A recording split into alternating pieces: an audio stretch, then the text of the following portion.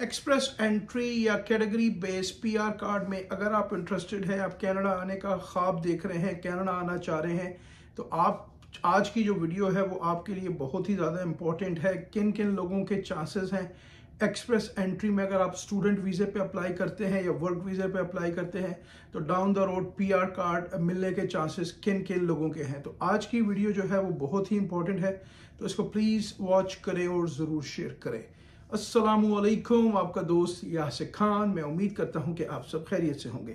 जैसे कि आप जानते हैं मैं टोरंटो और सराउंडिंग्स में फुल टाइम रियल एस्टेट में हूं with many years experience in Toronto and surroundings real estate market. आपके जहन में कोई भी सवाल है, वो बाइंग है, सेलिंग है, इन्वेस्टमेंट है, कमर्शियल है, एक बहुत ही अच्छी मेडिकल बिल्डिंग फॉर सेल आई हुई है जी, और वेरी गुड उसका रेंटल है क्लोज टू 400,000।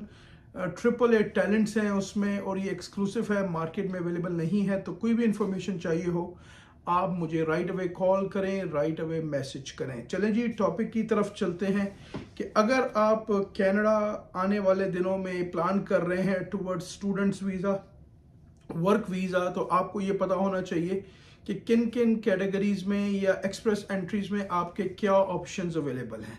2024 जनवरी जब से शुरू हुआ है और ऑलमोस्ट 2024 का ये एंड होने वाला है, वी आर इन नवंबर। तो कनाडा गवर्नमेंट की तरफ से बहुत सारी चेंजेस रेगुलर बेसिस पे आ रही हैं और बहुत बड़ी तब्दीलियां आ रही हैं रेगुलर बेसिस पे। काफ़ी सारी रिस्ट्रिक्शंस इन्होंने सिंस 2024 लगाई हैं। इस वक्त जो है वो करंट कनाडा की जो हुकूमत है, जो लिबरल गवर्नमेंट है, वो काफ़ी प्रॉब्लम्स का शिकार है, काफ़ी चैलेंजेस का शिकार है।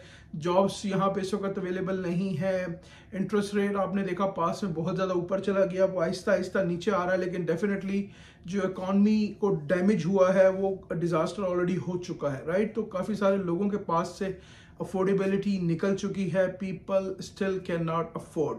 तो ग्रोसरीज बहुत महंगी हो चुकी हैं। तो आने वाले दिनों में अगर आप स्टूडेंट वीज़ा पे आना चाह रहे हैं, एक्सप्रेस एंट्री के लिए आप पीआर कार्ड लेना चाह रहे हैं, तो अब कनाडा ये कोशिश कर रहा है कि ज़्यादातर लोगों को एक्सप्रेस एंट्री के ड्रॉज जो हैं वो कनाडा के अंदर से ही दिए जाएं।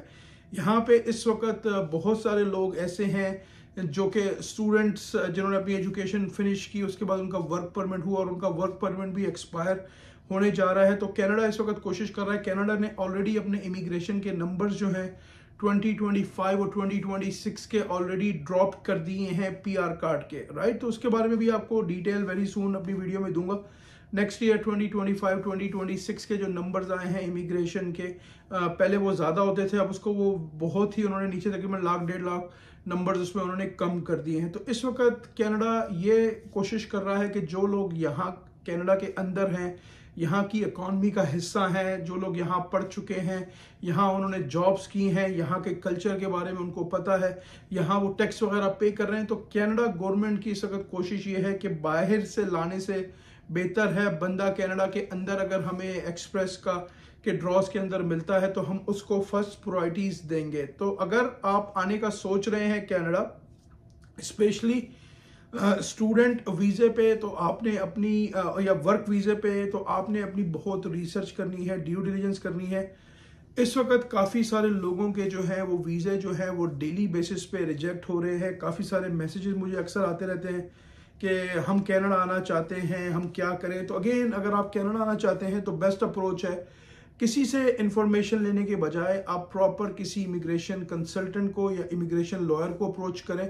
वो आपसे अपने आवरली पे के चार्ज करेगा, जो भी $300 $250 $400 चार्ज करेगा, आप उसको पे करें, उससे प्रॉपर कंसल्टेशन लें। प्लीज़ फ्रॉड एजेंट से दूर रहें, इनका बाजार गर्म है, ये लोगों को बहुत ज़्यादा बेवकूफ़ बना रहे हैं। अच्छा, दूसरी, अब जो इन्होंने पीआर कर दिया है, जो बाहर से आने वाले हैं, तो वो कैटेगरी बेस पीआर कर दिया है। कैटेगरी का मतलब क्या है कि जिन पर्टिकुलर फील्ड्स की डिमांड है यहाँ पे, उसके अलावा ये लोग पीआर कार्ड नहीं देंगे। तो अगर आप एज अ इंटरनेशनल स्टूडेंट आने का सोच रहे हैं तो आपको इन कैटेगरीज को फोकस करना चाहिए। इन कैटेगरीज में आपको कोशिश करनी चाहिए कि आप अपनी एजुकेशन को कंटिन्यू करें।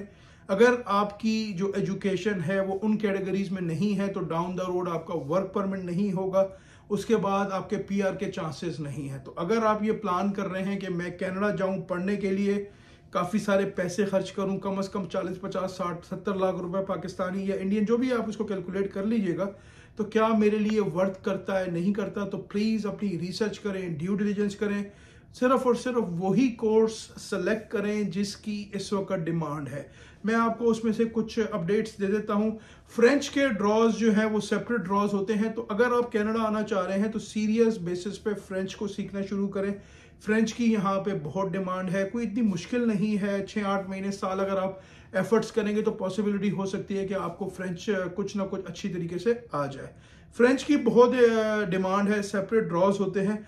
उसके बाद जो है अगर आप एजुकेशन लेना चाह रहे हैं तो हेल्थ केयर ऑक्यूपेशंस, किसी भी फॉर एग्जांपल अगर आप नर्सिंग में एडमिशन लेते हैं, राइट, इसी तरह और बहुत सारी हेल्थ की फील्ड्स हैं, तो आप जाके गूगल चेक करें कि कौन कौन सी ऐसी हेल्थ में कैटेगरीज हैं जिसमें आप आएँ, यहाँ पे आके एजुकेशन लें, उसके बाद अपना वर्क परमिट लें और डाउन द रोड आपका पीआर जो है वो उसमें प्रोसेस हो जाए। तो ये बहुत ही इंपॉर्टेंट है, प्लीज़ अपनी ड्यू डिलिजेंस करें।